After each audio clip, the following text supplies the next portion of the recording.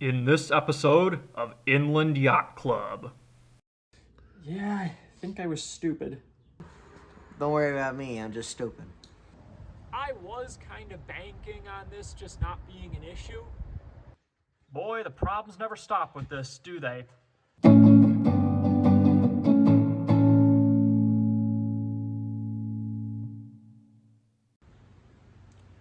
Welcome back. We finally got the engine all painted up. In the last video, we got color on it. We went over valve train specifications and camshaft specifications, as well as started de-rusting components. Today we're going to start putting in the rotating assembly. So the first thing we're going to do is we're going to want to check these bores with a bore gauge. You know, I trust my machine shop, but trust but verify. So I have, this is an interesting one. This is a Starrett 452B. This is not a very common style of bore gauge anymore, but it works for checking bores. So one of the things we can do is we can zero it with our this is a 4 to 5 inch micrometer. This is a big honking thing. If we wanted to, we could zero it on that. I'm mainly concerned with checking for taper at the moment, though I might go back over and actually verify the bores. That's always a good idea. So what I've done is I've taken the long rod out of the handle. Comes with a long rod and a short rod. I've stuck it in this plunger right here and tightened it down. You can see how that moves the dial indicator. It is a 3-point contact style bore gauge. So these contacts move in and out to keep it centered in the bore. Handle also moves. Then you can stick it in. I've already gone ahead and zeroed this. And oops.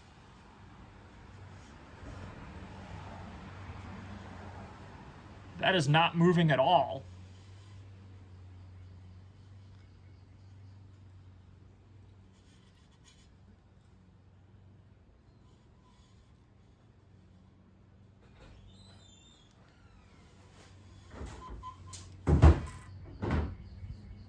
So that looks like a good bore, and that's an example of how to use a Starrett 452B right off the bat. All right, now we got all of our bearings in. That was easy. These are standard size bearings. And check out, this is a tip I was given for rear main seals. This would have originally had a rope seal in it, I think. This is an improved rubber rear main seal. Now, a very common thing to do is to clock these about 10 degrees so that the sealing surfaces are down here and up here instead of flush with this surface. And that will reduce leaking.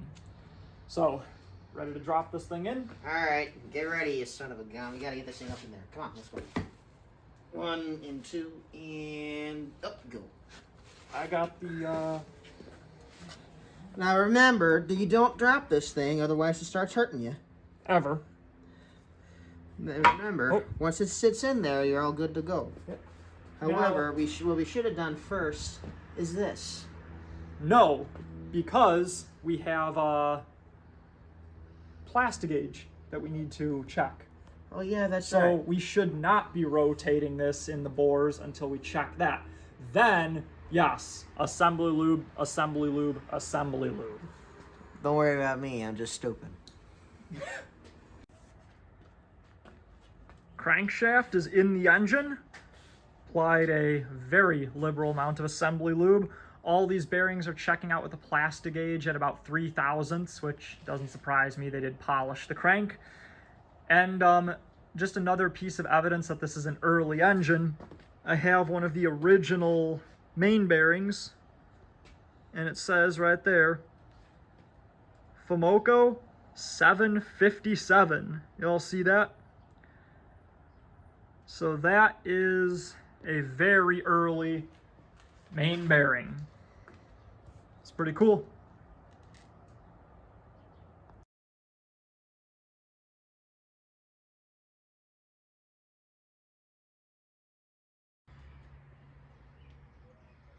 before everyone else gets here for the day, I'm tapping out the holes for this divider in here.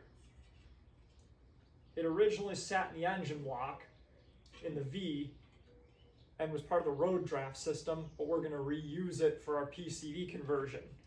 It was originally riveted in, but the machine shop pried the rivets out. So instead, I'm going to tap the holes for a 1032. And we'll just bolt it down.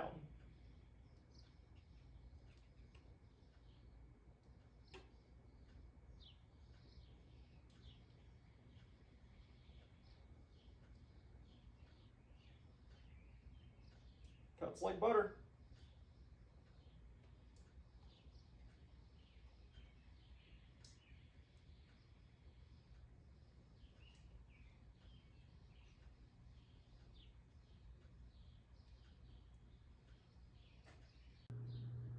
Rings are finally on the pistons after that hiccup we had last week, ready to install these. Now take a look at this block. One of the very unique things about the MEL, very similar to a Chevy 348 or a 409, the W blocks. This has the deck at a 15-degree angle, and we'll show you the heads in a little bit. But that's why the pistons have a very interesting shape to them, because this part actually sits flat to the top of the deck, and that's your combustion chamber. We also found out that this is why these ring compressors are garbage. We found someone making a video of putting in 409 pistons, and you can actually use the angled deck to compress the rings itself, which does make installation quite easy. So, I don't know, what do you say? We give it a shot, demonstrate?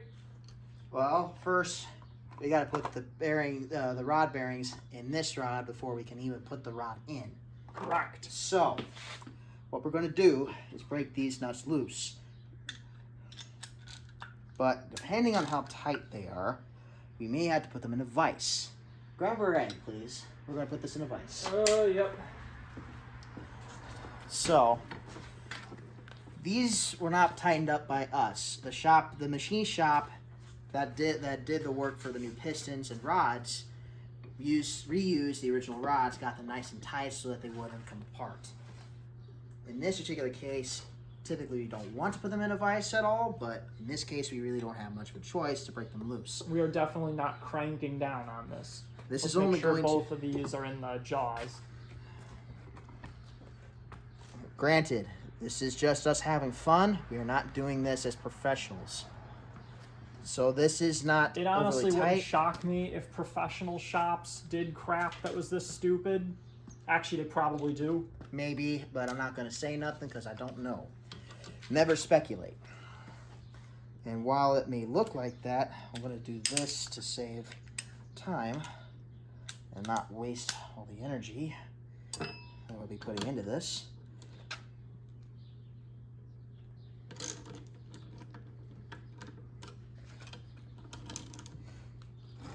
Oh, that's in there tight. It moved the log.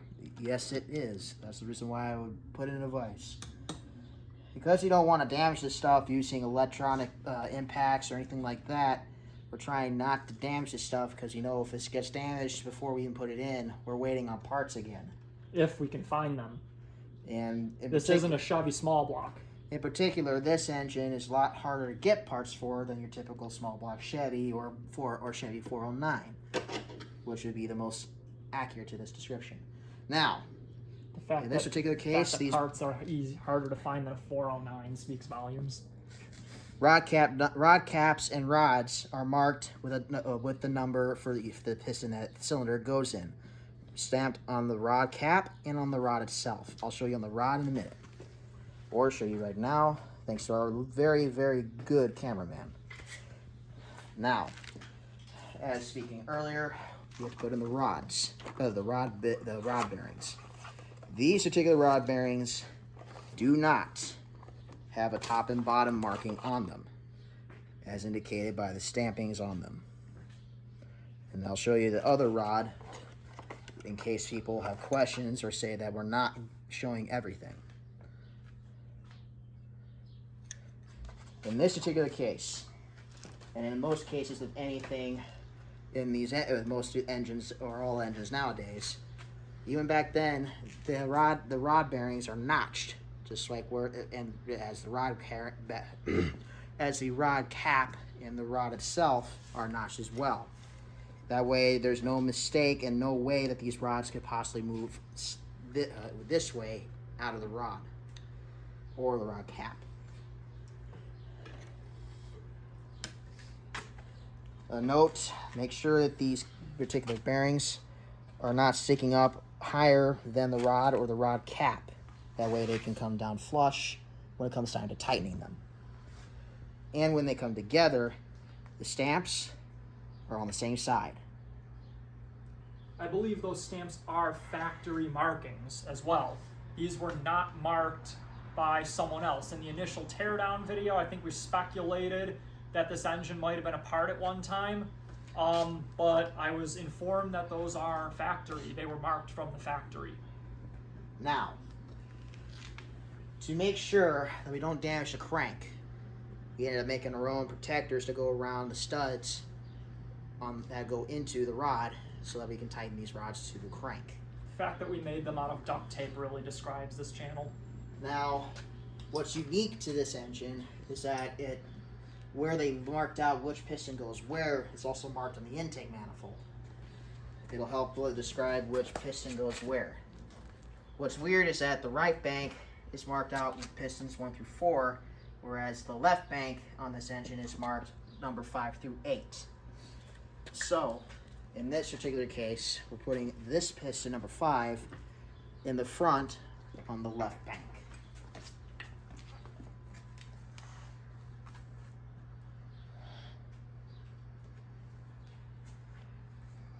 Now, it's also very important to mention we did put assembly lube on the crankshaft, and these cylinders are very heavily oiled. Trick is just lining it up. Yes, it is. Let's see.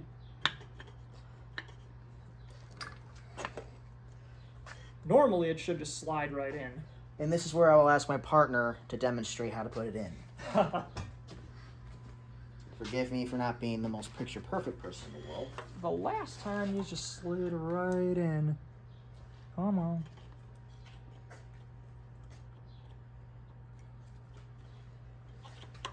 Ah, there we go.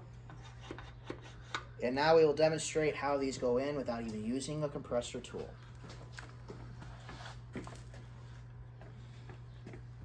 sticking my fingers under here to catch the rod. Make sure it doesn't mar the crank. In this particular case, you just have to work your fingers around the rings just to get it started, and then gently tap its way back in. Normally, most people would say, "Oh, why are you not using a ring compressor?" In this particular case, using this on a wedge deck does not work. Where's the edges of that one? Are they on the bottom? What are you saying now? Oh, is the gap for this one on the bottom? Yes, it is. Oh, it might be. It's supposed to be on the bottom. Okay. Have to compress it. And in case it gets too hard to do it with your own fingers, oh, it is. it's usually better. Oh, we can press push it. on that. Yeah. You can also use a screwdriver to help push in the rings to get these pistons in. Be very careful doing that. You could damage the rings. And also, if it doesn't want to pop in, you can always persuade them with a gentle tap of a hammer. Worst case scenario, you have to push this out and start over.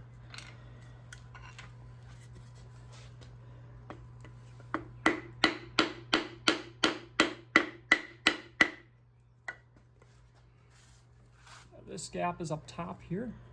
Oh, we need to push this out a little bit. Yep. We need to push that out a little bit. Or in this particular case, we can always do a gentle tap. Never mind.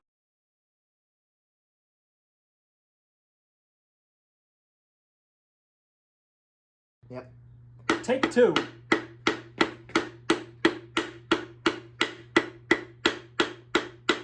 All right, I feel them. I got them.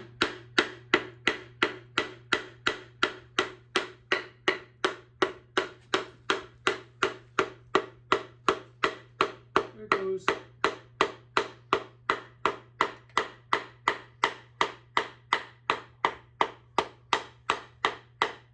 Three, two, one. The eagle has landed.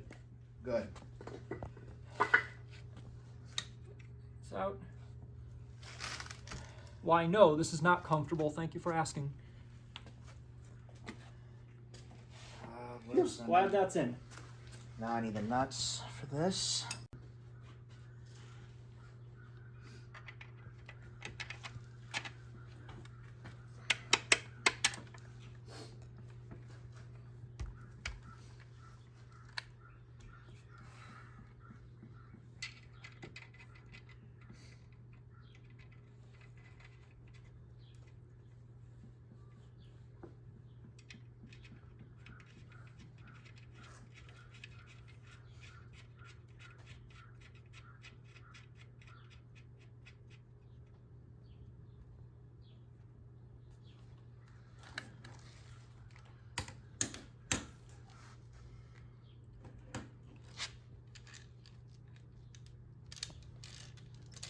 What, a 32 tooth ratchet, I think.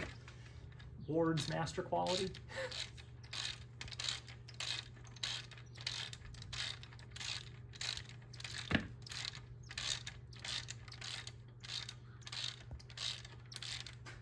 The only reason I'm not using a torque wrench is because we still have all the rest of the pistons to go, and it's not wise to put in one rod and torque it and then move on to the next one and torque them all one at a time.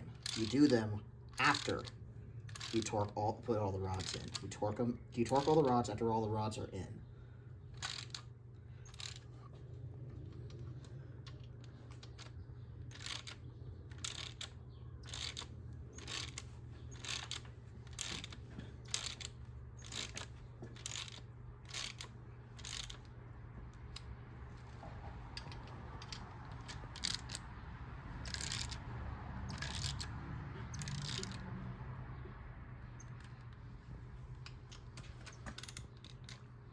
Bam.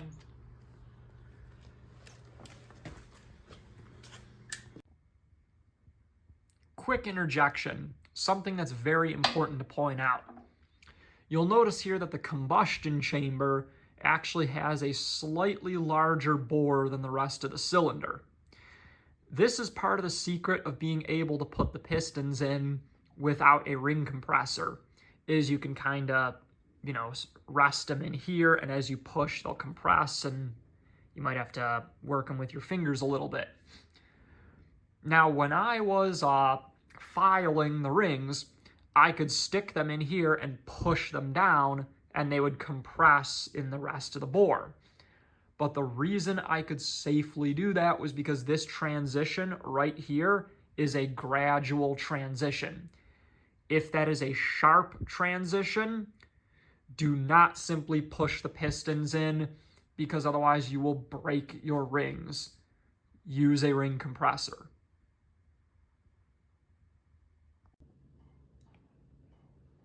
All right, here's something we discovered that kind of gave us a chuckle with one of our connecting rods.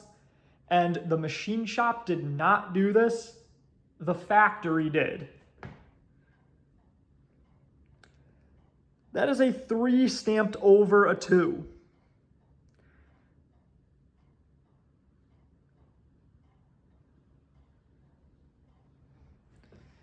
Because otherwise we would have 2 number 2 connecting rods. So that was factory.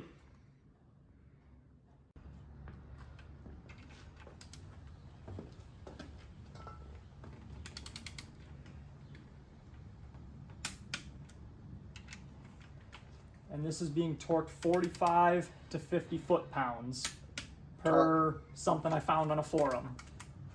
Specifically, 50 foot-pounds is what this torque wrench is set to.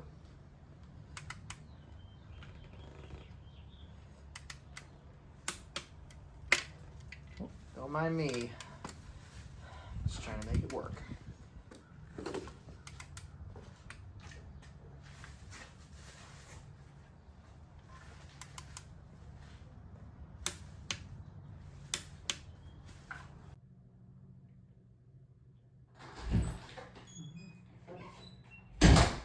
you ever struggled to free a rusted-on exhaust manifold stud? We'll show you how to free it on today's Shade Tree Shenanigans.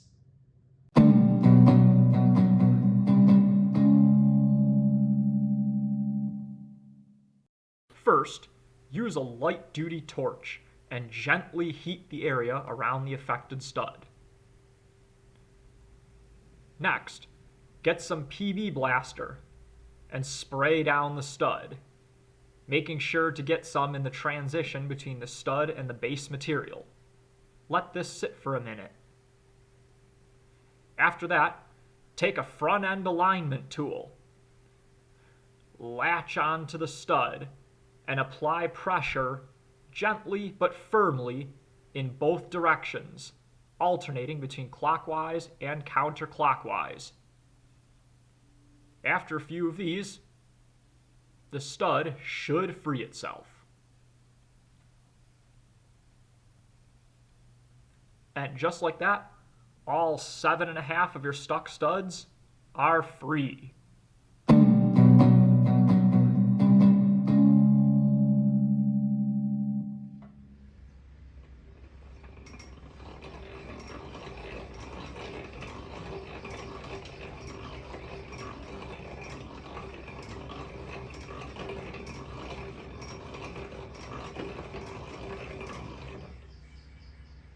I'm working on drilling out one of those broken out studs. This is going to take me a few minutes, but then we'll get right back to the action.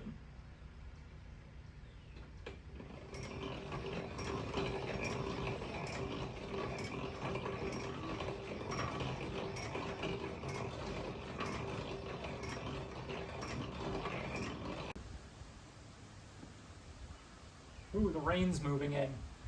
Anyway, let's take a look at our oil pump down here. Now this is the original oil pump out of this engine. And people are wondering, what's this big thing on the back, on the bottom right here? This is actually a vacuum tube to run vacuum operated windshield wipers in the Continentals. But you can't get this anymore. So most people just delete it. And replace it with electric windshield wipers. Plus, this car we're putting it in has electric windshield wipers anyway, so ultimately it doesn't matter. So instead, we have here a MEL M57 HV. So this is the exact same oil pump that's also used in the FE engines. And the HV designates high volume. A standard one would be just a MEL M57, but you're going to want to use a high volume pump due to known oiling issues with these engines. There is also a high pressure pump. I've been told you don't want to use that, you just want to use the high volume pump. The high pressure one I think is for FT engines. So we're going to go ahead and get this installed on our motor. And this is what this is going to look like fully assembled. This is the original pickup tube that has been quite thoroughly cleaned.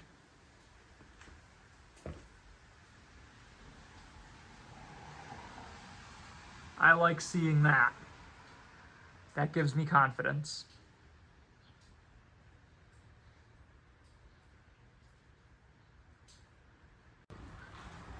Now here's a little bit of tech advice for these MEL timing gears. Sometimes I've seen aftermarket ones and even original ones that do not have this dot on there for timing. In the event you encounter one of those, that dot always lines up with this dowel right here. So that's very important to know. Another thing is, this is a timing gear we got from Lincoln Land, and notice it is all steel. Some of the original ones that they made had, actually all of them had nylon teeth on the gears that would eventually over time get dry, crack off, throw your timing off. And MELs were particularly notorious for it, although pretty much all manufacturers had adopted that at some point. and that would cause problems. So a lot of aftermarket timing gears, even for more popular Fords, Chevys, Mopars, they're going to be all metal. Once you get in here, all right, back up. Of course, I feel like pointing out we are also using special camshaft lube. So this contains a lot of zinc and is meant to stick to the cam longer than regular break-in lube because this is a solid lifter cam, a flat tappet. I actually have hydraulic lifters. It's not a solid lifter, I misspoke. It's a flat tappet cam. So we are going to use our special installation lube.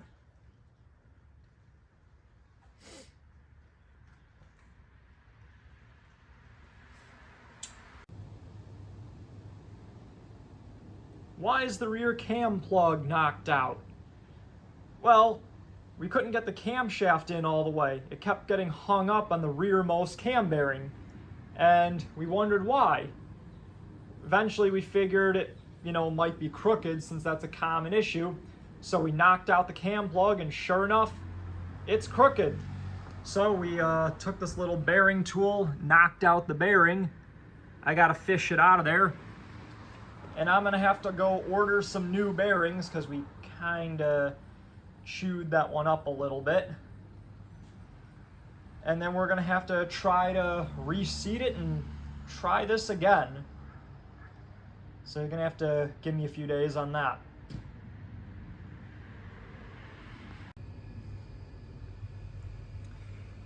Yeah, that's a pretty deep groove. That's catching more than just your fingernail. Like, that's gotta be several thousandths deep. We're not gonna reuse this bearing. Well, thank goodness it happened on the rearmost one, so it's easy to get to.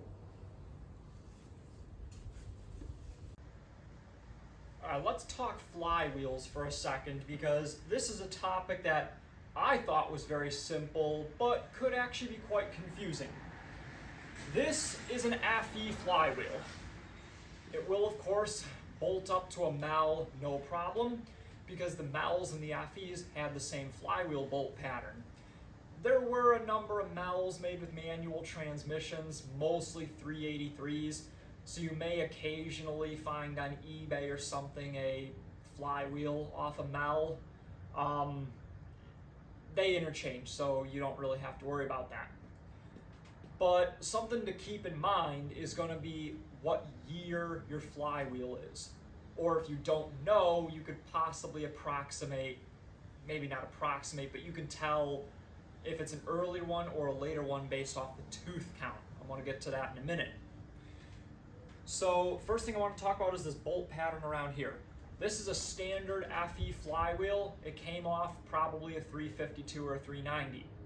I know it did not come off of a 428 or a 410. It's a 410 FE, not a 410 MEL, because there's no counterweights on here. So this is for an internally balanced engine. So we've confirmed that that's the one we want. Now this bolt pattern here is for an 11-inch clutch. So that's a pressure plate bolt pattern for an 11-inch clutch. They did, for some high performance applications, have 11.5 and 12-inch clutches. I think the 11.5s, which are somewhat common on the aftermarket today, will take the 11-inch bolt pattern. But once you start getting to 12-inch clutches, you need a larger bolt pattern, or you need to have a machine shop drill out your flywheel. Now, the reason why the tooth count is very important is because, well, at the end of the day, it doesn't really matter. Your engine will function with either one. However, your starter may not. Let me look at my cheat tape here. 1964 and prior flywheels have a 153 tooth ring gear.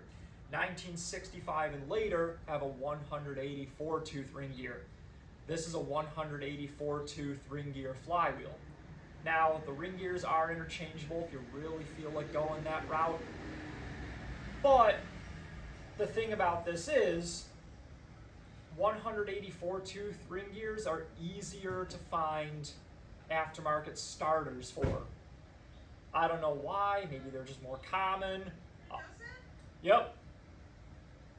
Yay, new cam bearings.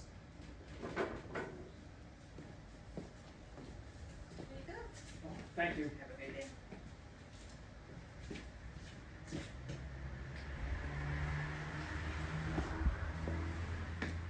New cam bearings to replace the cocked one. Phew, right on time. Where was I? Oh yeah. I don't know why they're more common, but they just are. In the event you do find yourself with an earlier flywheel, you can buy kits on the internet to convert the gear on your starter to run with a 153 tooth flywheel.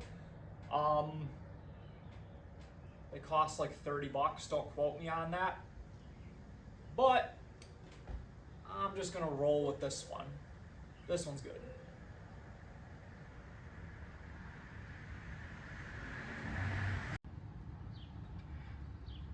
We can't use the starter anyway because it's for a straight 6 flywheel. So might as well use the flywheel we can get starters for, right?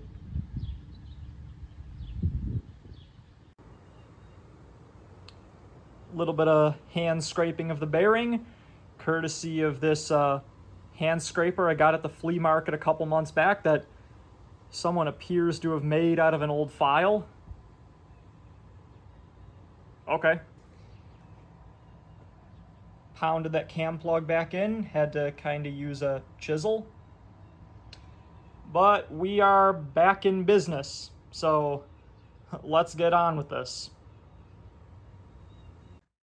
And after we've got the camshaft in all the way, we can finally put on the fuel pump eccentric and the cam gear.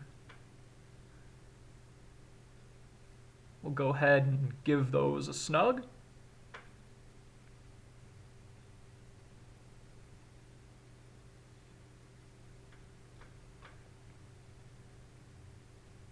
Then we'll fold over the retainer clips. And next we'll go ahead and repeat all that once we realize we forgot to put on the timing chain.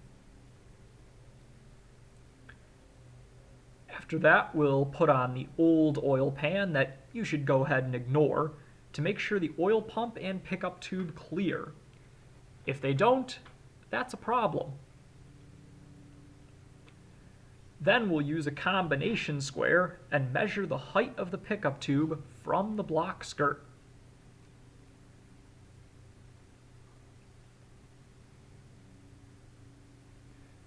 Then we'll take it over to our new oil pan and confirm we have around 3/8 of an inch of clearance in the bottom. And we do. After snugging the oil pan and gasket on, we can install the oil slinger, concave side out. It was backwards in the teardown. And now we can put on the timing cover and gasket. There is this vinyl tag on there. We're not sure what it is, but it was on the engine when we got it, so we figure it'll stay with the engine. And also don't forget your timing pointer. Here's a close-up of that tag. If anyone knows what this is, do tell us in the comments. We are curious.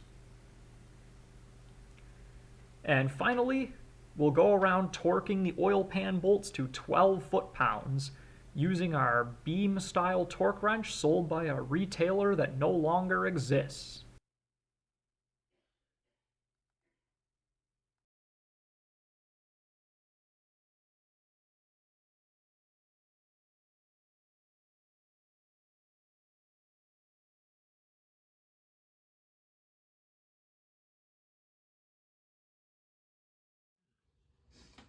All right, a very important thing that you have to do with these MELs is the water diverters. Now, notice how this one's been beaten on and hit with a chisel to try to increase its outer diameter because, and this is a very common problem with these, it's loose. These are made to nominal 1.5 or 1.625 inches. The problem is my holes here are measuring 1.54 inches. So I've heard of people knurling these in an attempt to get that extra diameter. I think we're gonna put some RTV on this and stick them in. Now, one of my projects I do want to do in the future is I'm hoping to get a lathe. I really want to get some machine tools, and I want to make some oversized versions of these. I've already taken some engineering drawings, so I want to make some oversized versions of these. But anyway, let's just stick these in.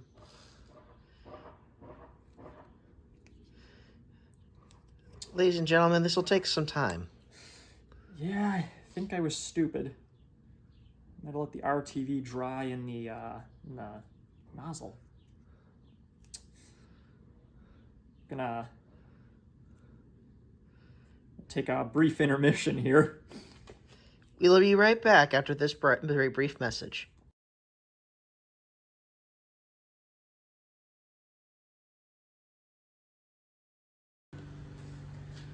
So the next thing we're gonna do is drop the lifters in. Very important, I got this flat piece of clean cold rolled, and I'm just gonna wanna make sure that they are slightly convex, because if they're flat, they will not rotate within the lifter bores. So you wanna always make sure that they are slightly convex, and then I'm gonna lube them up and we'll be good to go. yeah, move them up and drop them in. We're using the cam lube for this, so Just up till there, right? I just all over. Oh, really? The whole thing? Yeah. Think that's enough, or you think I should get more on there? You could do more. Don't worry about getting dirty with this. Helps to have like 2 or 3 people doing this, I'll say. Yeah. Bottle might be a bit dirty, but we'll clean it up. Who cares? That's why I'm wearing gloves. All right, would you say that's good? Yeah, especially on the bottom, this. Okay.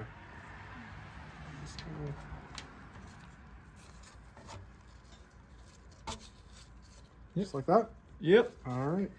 Bam. And just rinse and repeat. Yep. Well, don't rinse, Yeah. but repeat. Yeah, don't rinse. And one thing to mention, these are AFE lifters. They are interchangeable. One of the few items that do interchange between the AFE and the MEL.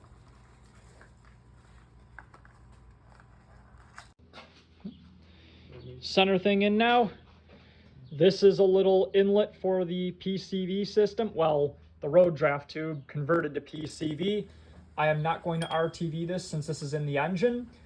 However, there is a hump on the back of the valve pan where this will be contained, so even if it works its way slightly loose, it's not going anywhere. Let's get this on.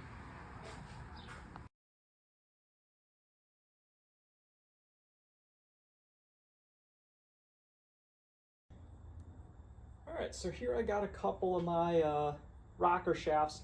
This is the bad one we attempted to repair in a video that's on the channel.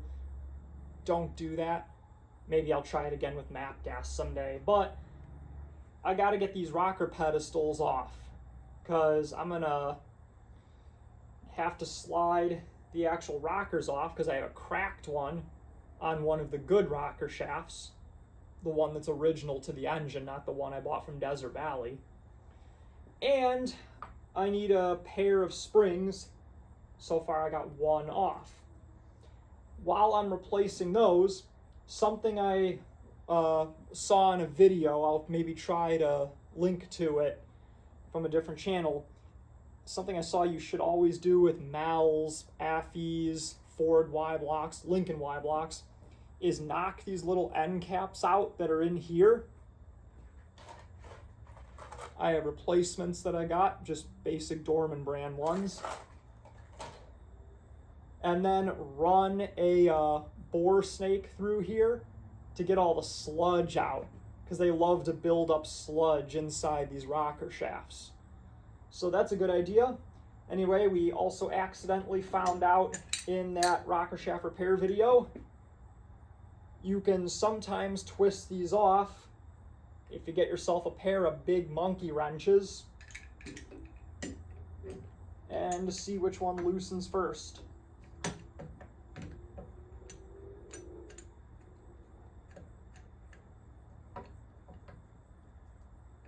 Hopefully this one, because this one's a little nicer. There we go.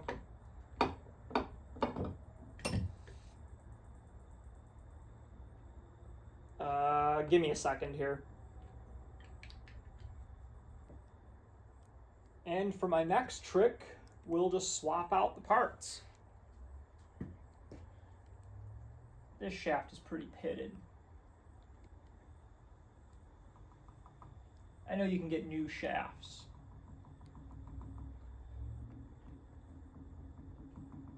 You can't get new pedestals.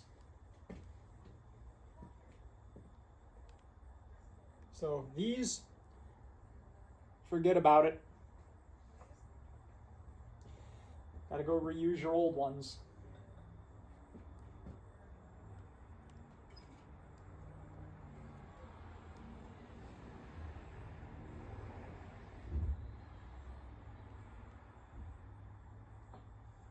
What's a good one?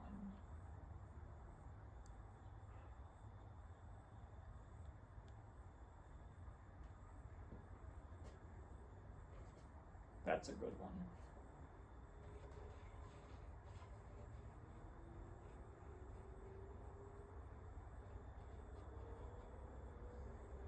I also discovered one of the pedestals on this one was cracked, but it happened to be one I had to take off, so how about that?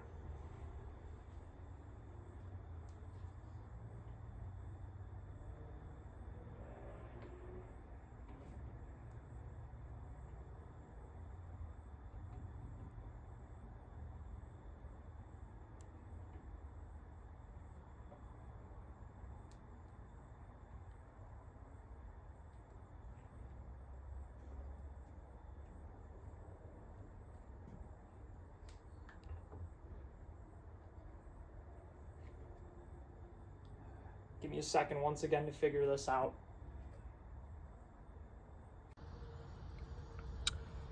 Hey, let's play a game. Which one of these bolts was on the side of the engine that had a hole in the valve cover?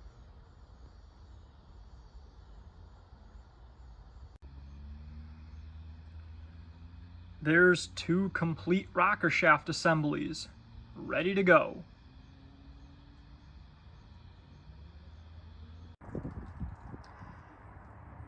And back to work on the engine. So, we haven't been here in a while because we had to fab up our motor mounts.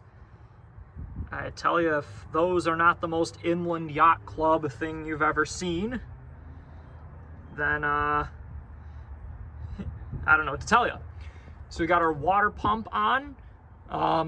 Couldn't find torque specs for these bolts, so of course I looked up the Ford FE torque specs. When in doubt, use the FE spec. And it tells me that these are supposed to be about 18 foot-pounds, I think. And at least on FEs, some people say the block is kind of thin right here. So do not torque them any more than that, or you can warp the surface, cause leakage. So, I don't know, I kind of figured just taking a ratchet and leaning on it is probably good enough. Otherwise, you know, I just go hit them with my torque wrench when I'm torquing everything else. Next, let's give this fuel pump a little bit of love here.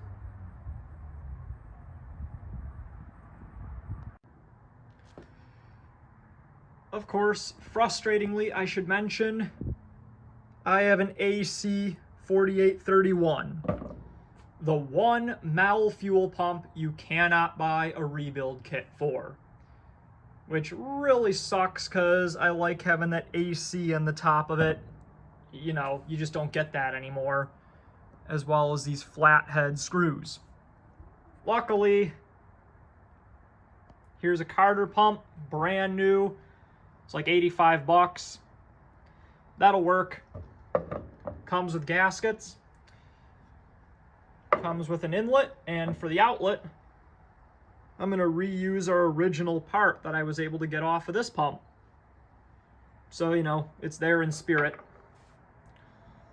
All right, let's go see if we can't get that in there. No, I don't know what size bolt this is. It's probably metric.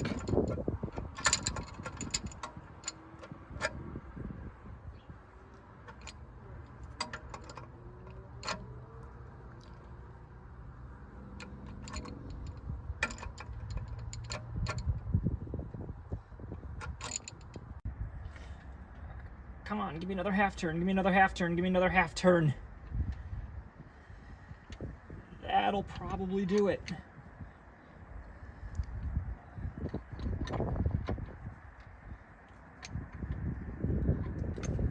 That's it.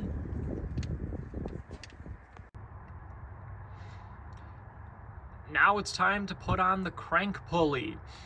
So because this is a 58 through 60 engine, we have this spacer right here that goes into our timing cover onto the front main seal. And not only does it help to create a seal, but it also spaces the main crank pulley far enough away from the front of the engine to be the correct distance for the belt drive system and everything. Now, this does not appear on 61 and later cars because those used a crank-driven power steering pump. I think most, if not all, 58 through 64 30s used a regular belt-driven power steering pump. In fact, we couldn't exactly figure out what this bracket was that was included with the engine. That's for a power steering pump. So that would have bolted on here in this hole, and I think right there in that hole. So, you know, that's apparently what that's for. Now, in case you want to make these, if you want to convert a later engine to the crank-driven power steering pump, I'll make sure to put some like engineering drawings in here at the end of the video so you can recreate this, because you will need that. I know those crank-driven power steering pumps, some people say they're problematic, other people say they're just a pain to service. So you want to do that, I'll include a drawing. That's also why we could not figure out for the life of us what this gasket was that came in the gasket kit. We do not remember taking a gasket out of the engine that looked like this. We've never seen it before. Eventually, we just had to Google it. Turns out, if you got a car with one of those crank-driven power steering pumps, it goes on that snout like that to seal the pump. That's why we'd never seen it before, because we would have had a belt-driven power steering pump on this engine. It wouldn't have had this gasket. Now, of course, this car doesn't have power steering, so I'm not going to be too worried about a power steering pump. We don't really need that. All right, let's go get that main crank pulley and get it on.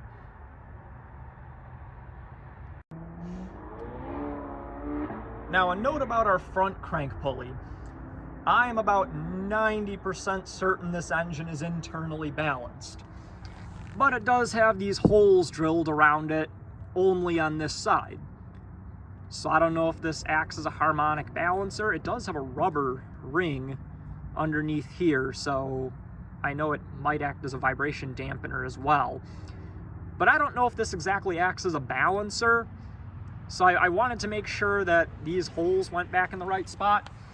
Thankfully, we have a ton of video footage to look back on. So we were able to clock the holes relative to the Woodruff key, so we know they're going in the same spot.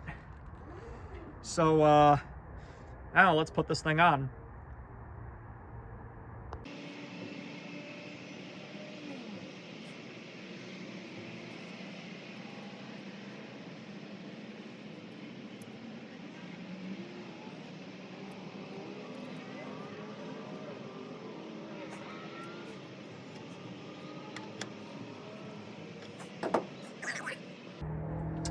Oh, we finally got it.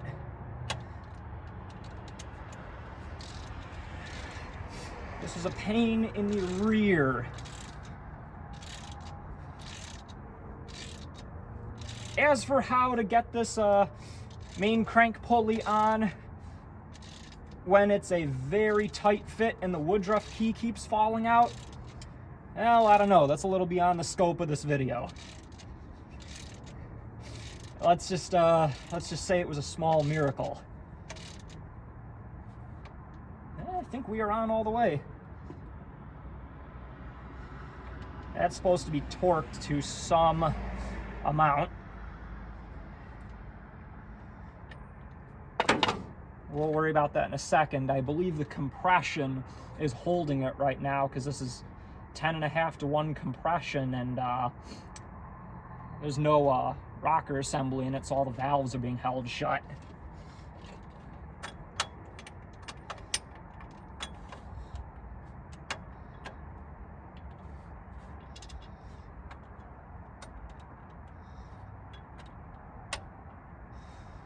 Yep.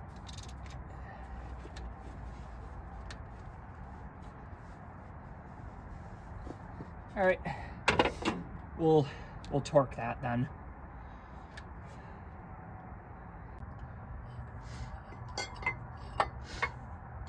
Just doing a quick test fit here, just to see how everything lines up. Ooh, that's good. That generator needs to come forward a little bit. Never mind that this water pump pulley is off a 70s F-150 with, I think, a 360 probably, or a 390 FE. And that generator is out of a 63 Falcon, which had, I don't know what engine. I assume it's the same thing, right? All right, we lucked out with that. That lines up. That's got to come forward, but that's a project for, you know, later in the week me. Okay.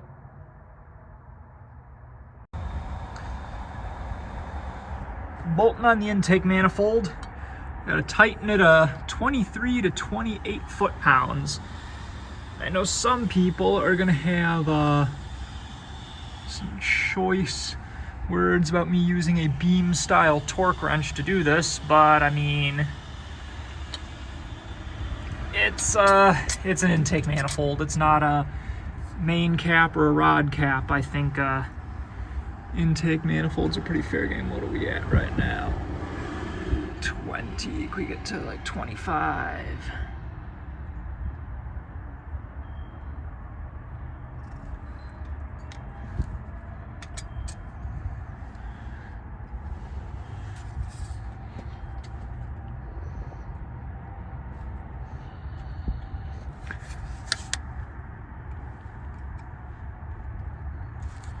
Sure, good enough. Now we'll do center ones, and just like a head bolt. Centers, bam, bam, bam, bam, bam, bam, bam, bam. All right, that's a sequence we're gonna go in.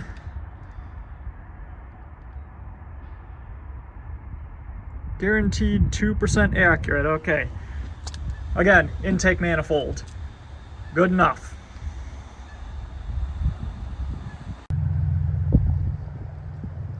Well, guess who narrowly avoided potentially needing a hood scoop? We got the stock intake, we got our carburetor, a Holley 1850, we got this chrome air cleaner that has a 2-inch filter element. And we're gonna take a piece of wood here, and uh-oh. Now the hood does close, but it may be making contact. So I think a drop base will solve this. Now, something to note, this can happen, and it has happened when people put 429s and 460s into these cars, because the Lima engines are taller than the FE engines, as are the MELs. Remember, later MELs were revised with different heads and a different intake to clear the lower hood line of the suicide door Continentals. So This isn't exactly unexpected, but I was kind of banking on this just not being an issue.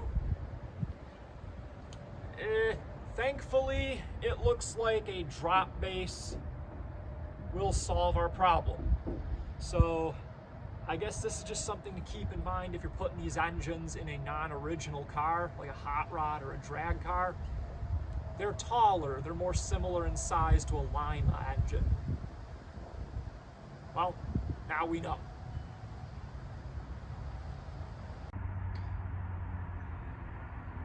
Well, let's verify our problem. First thing we gotta do is go out and get us some delicious Play-Doh. Put it in various places on top of the air cleaner. I just got it north, south, east, and west, and in the center. Make a little pyramid with your fingers so you can see where it gets squished and how much. And then we just close the hood and reopen it.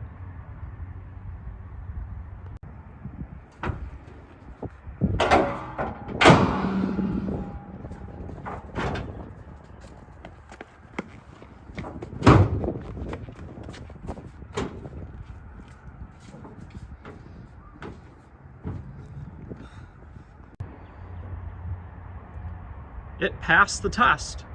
So this time, we're gonna try it with this 1/4-inch phenolic carburetor spacer.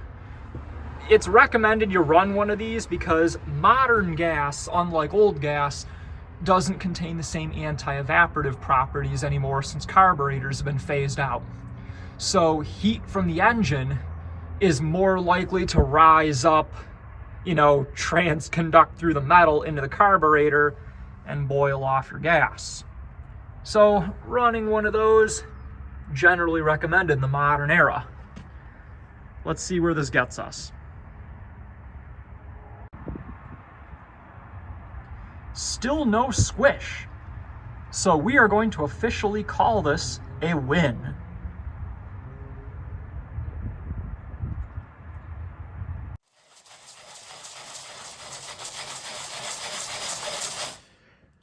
All right, so we have to use the water neck. I'll show you outside on the car why. We'll talk about that. This thing was pretty destroyed. So when I realized I had to use it, I had to pry what remained of the old hose off. It was really bad under there. I de-rusted it. It spent a good 24 hours in the metal rescue. I kind of took a grinding wheel on an angle grinder to this area specifically and smoothed it out best I could. Primed it, painted it. Paint job is okay, but it's gonna have a hose on it up to here. And now I'm just taking some sandpaper, smoothing out the bottom. You can see we had a little bit of overpaint and also it was just kind of rough. So I wanna make sure that this goes against the gasket nicely, otherwise the inside, it's got a little bit of rust. I might dunk it in again. Maybe take a wire brush to the inside of that. But that should be a usable part. All right, give me a little bit to finish this, and then tomorrow we'll go take a look at it on the car.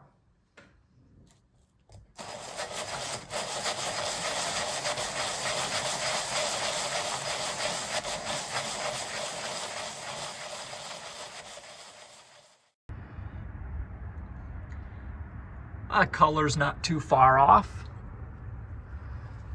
Sometimes, I paint these things in batches and I have to remake the color, and you can see it's a little off versus the original paint. I had the same problem with a couple other things on here, but we won't get too into that. There's no gasket on here right now because I'm just staging it here. But this is a Galaxy. So it would have had a surge tank right here, an FE would. Well, we got us a surge tank. This is from a 59 through 60 J code Thunderbird with a 430. And this has the outlet the same spot as an FE, so it'll go straight to my FE radiator.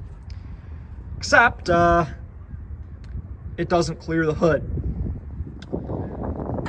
What's interesting is the reason why Ford went to the surge tanks in 1960 through 64 was because the lower hood lines meant they couldn't use a top tank radiator. They had to use a side tank, which necessitated having some sort of expansion tank on the system. So I thought what I'm probably going to do is I'm just going to put a hose here, get one of those inline fillers with the cap bung on it. I'll make a little bracket that comes from here just to keep it slightly higher than the rest of the system, and then I'll just have it go into the radiator. And then I'll just put an expansion tank somewhere down there. Hey, you know, I'm doing what I have to do.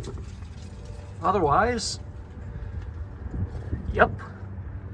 Now, second problem, this is a secondary problem, was with the tank on, the oil filler didn't fit, the filler tube. Now, later MELs that actually use the expansion tank on the suicide door Continentals had an oil filler tube that came out and around, so the cap was out here. Now, could I just go get a filler tube from a later MEL?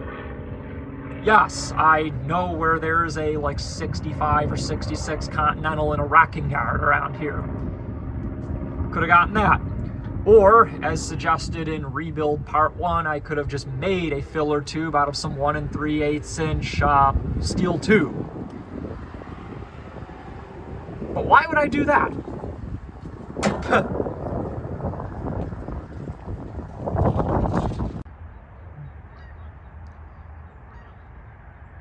When did we get the engine back?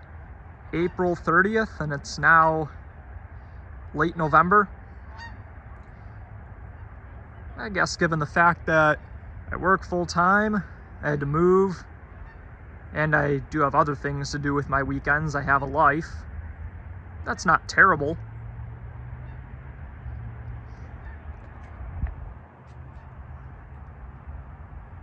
I'd say the end result is definitely going to be worth it.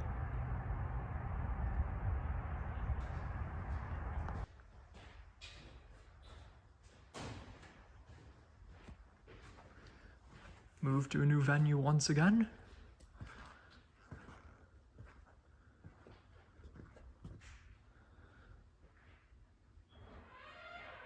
So now I got a good setup.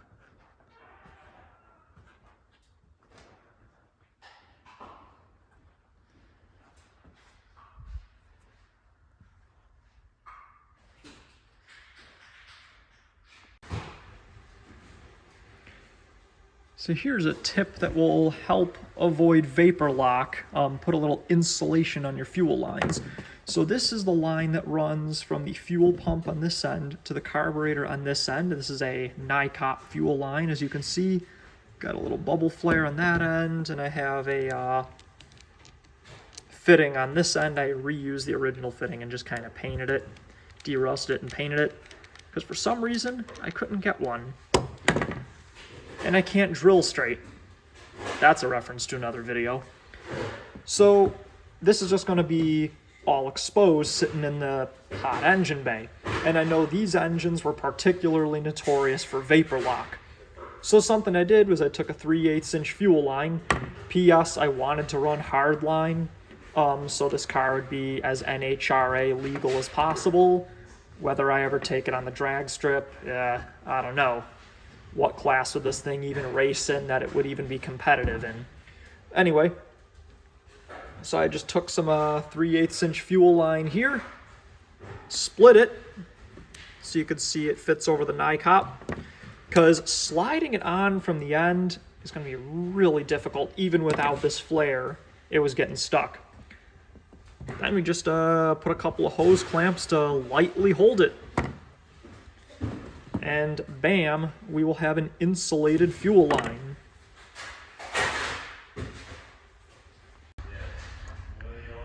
Well, correction. The original fitting was actually a 5/16 barb fitting that went into a 1/8 NPT thread. So I got this 1/8 NPT to 3/8 barb fitting. Now I'm just going to put it in. Now the fitting that came with the kit is correct. That is a 3/8 barb fitting to a 1/4 NPT thread. I had to take this out to check it, so I put more Teflon tape on it. So the one that came with the fuel filter with the fuel pump is correct. I will be putting that one back on. Now, who decided to make the inlet and the outlet two different sizes? I don't know, it's beyond me, but you know.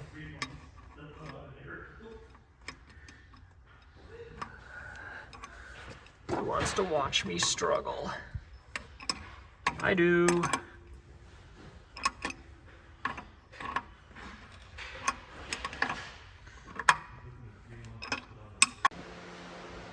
All right, so I have here the oil pump drive shaft.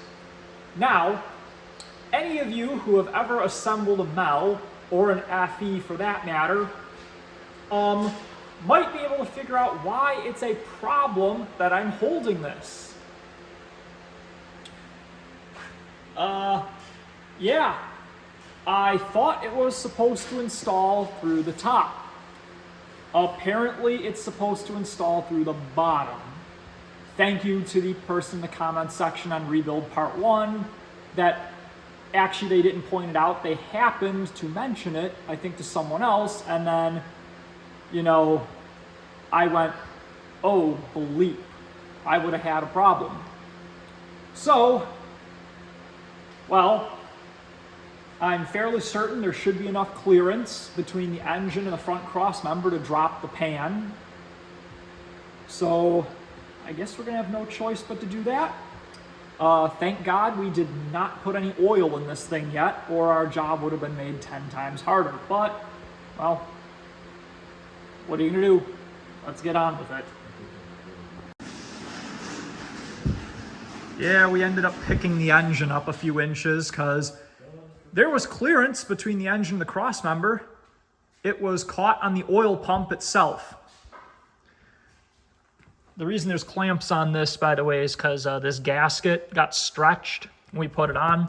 So just to hold it, we put some RTV there and clamped it so it'll hold it so we could actually get it back on. Anyway, this is a good opportunity to show you. Allegedly, these engines were initially designed to be racing engines. And so you could see it's got this internal baffle that is actually built into the oil pan from the factory. So that's kind of interesting, especially for a 50s engine. So yeah, there you go. And now we can do what we need to do and get this thing back on. So something I noticed about this oil pump drive shaft, it has this little groove cut in it, and I believe this is whatever size that just so happens to fit in an impact. Now, I don't know why it has that groove cut in it, but it does. So I guess your oil pump drive shaft is impact ready? I don't know what to make of that.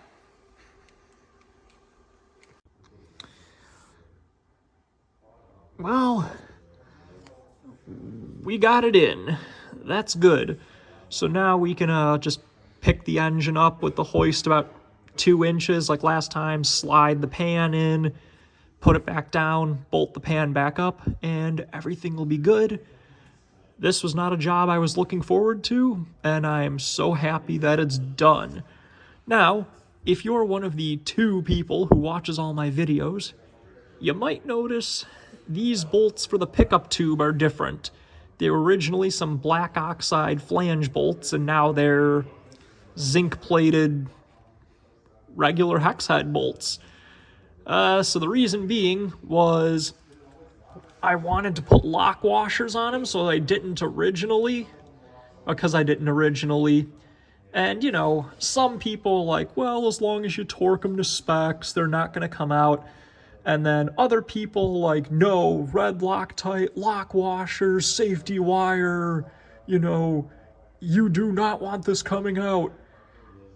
So I figured, well, while I'm in here, it takes me an additional 30 seconds to put some lock washers on them, and we just needed some slightly longer bolts, so I had some. And that's a good small price to pay for peace of mind. So, all right, let's get that pan back on and move on.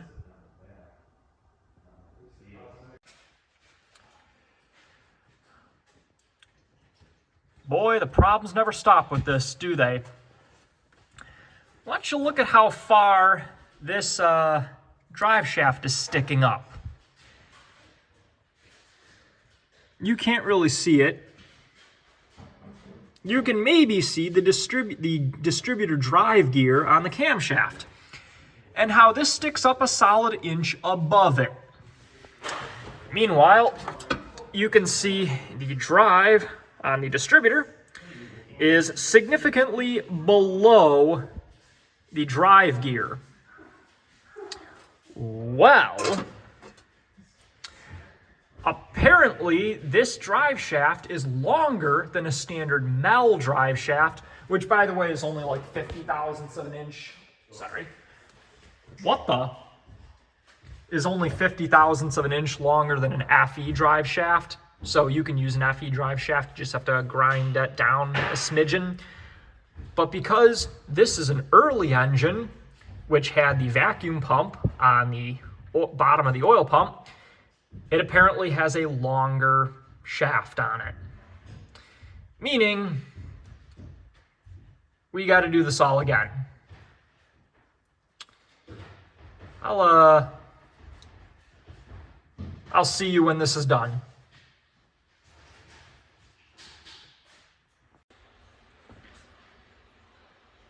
So this is the original oil pump drive shaft that is way too long. So the bottom sits into the oil pump about this far. Whereas take this new oil pump drive shaft I got from Precision Oil Pumps.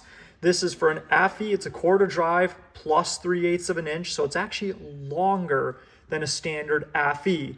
So correction from earlier, you cannot use just simply an FE shaft. It goes into the pump about that much on a new replacement pump. So we're going to go ahead and use this one.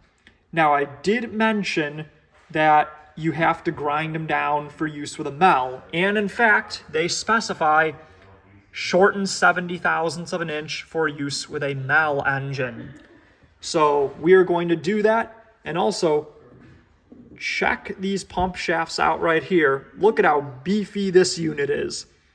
This is definitely not going to break, and I like having the security of this. So that's a win in my book. Let's get this going. So this is my distributor. Now, this is not the 1958 distributor. Recall that I accidentally snapped that off because it was stuck in the block. I believe this is a 63 or 64 distributor, but it will work. Now, I did erroneously possibly say that the drive gears were different, but this is the original drive gear from the 1958 distributor, and it is exactly the same. So this should work.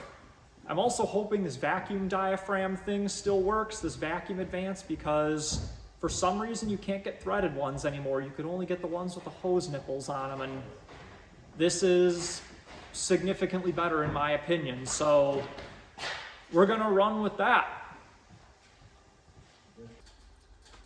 And hopefully now this will go in correctly.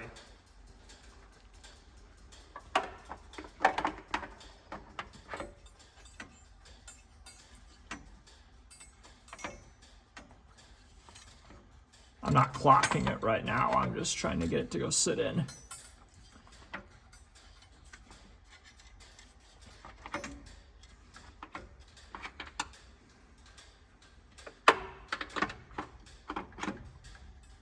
It did it earlier. Oh no, that's all the way down, I think.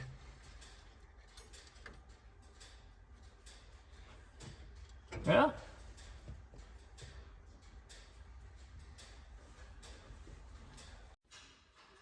So this is a replacement fan that I got off eBay for the 223. That's from a 223. This is the original fan off my 430. Hey, wait a second. Now it's hard to see. We've set our initial timing to 8 degrees before top dead center. So we have that set.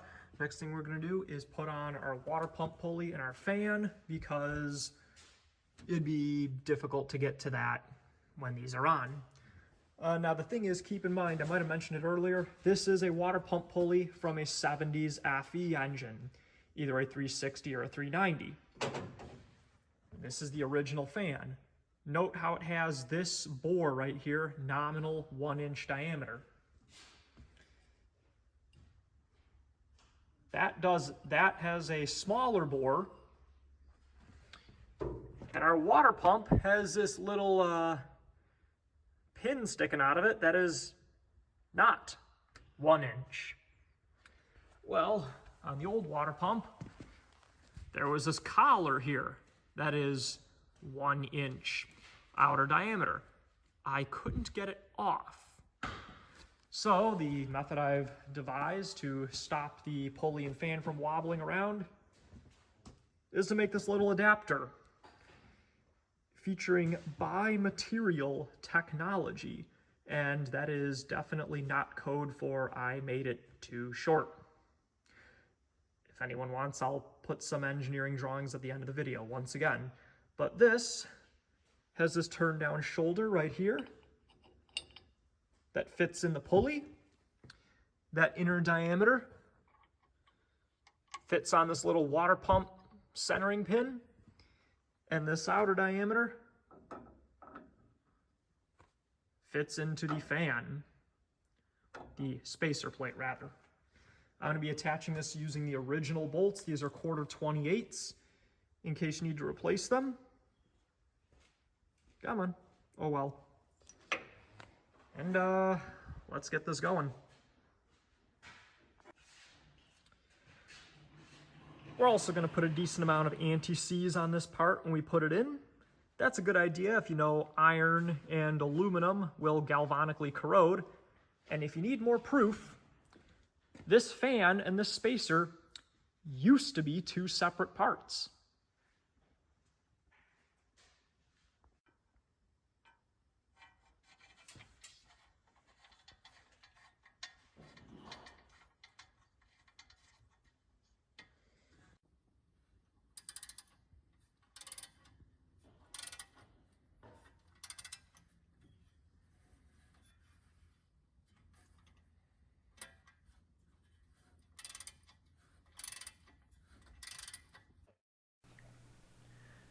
Now it's time to do our rocker arm assembly installation. These have been cleaned and de-rusted, as good as Walmart ATF can get them. We'll make sure all the rockers move smoothly. Next, let's get our push rods out and roll them around on a flat bench top to make sure they're straight. Any that wobble should not be used. We'll put some lubricant on the ends using the cam and lifter lube because why not? And we'll insert them into the engine, ensuring the ends are inside the lifters. That can sometimes be a little tricky. You'll want to use a light. Let's put some more of that lube on the other end as we get ready to install the rockers. Aligning these can sometimes be a pain, especially when the bolts don't want to cooperate. Here's a tip to align the push rods. Rotate the rocker arms up all the way to hold them in place while you tighten everything down.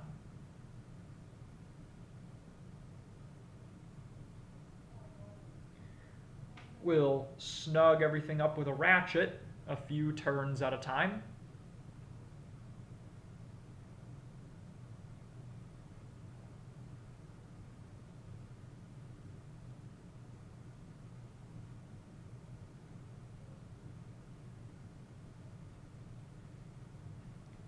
And finally, torque everything to 50 foot-pounds, starting in the middle and working our way out.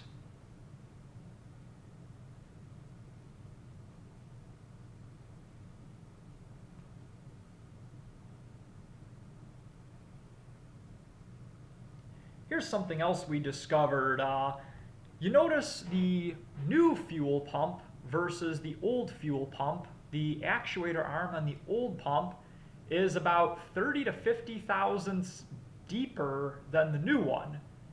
And this is why our engine was not pumping fuel up to the carburetor. We're not sure why this is the case. This is a very early engine with the one fuel pump you can't get a rebuild kit for, so I wonder if there was some sort of engineering revision early in the model year. Regardless, this was an interesting problem to diagnose, and it also resulted in the creation of this Franken pump. But it works, so I'm not going to complain.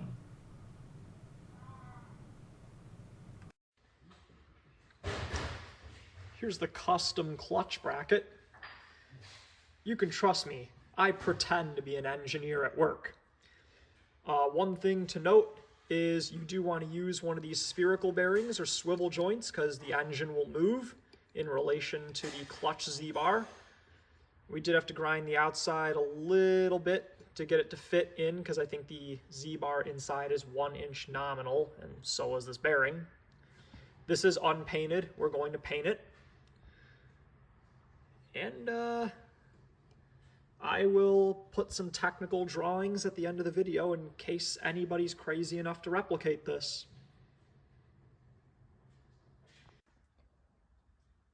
Money-saving tip. Condensers for a MEL and an FE, at least this is a high-performance condenser. Look at this, exact same thing. Napa had this one in stock for an FE, they didn't have this one for a MEL. Exact same thing. Remember that valve cover we JB welded? Well, pretty much as soon as we tightened it down, it cracked. So we had my buddy John at JWB Motorsports weld it up properly. Take a look at that. Thank you, John.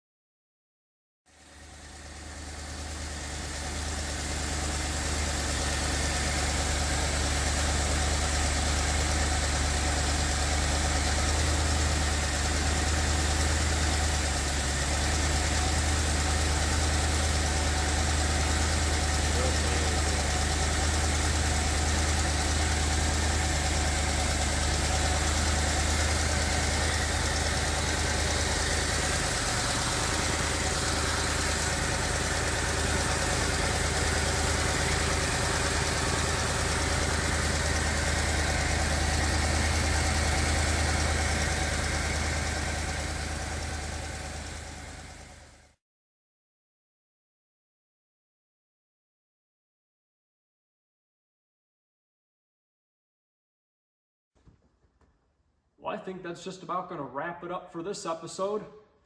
Excellent work. I can't wait to see this thing on the road this summer. Thanks for watching Inland Yacht Club, and we'll see you next time.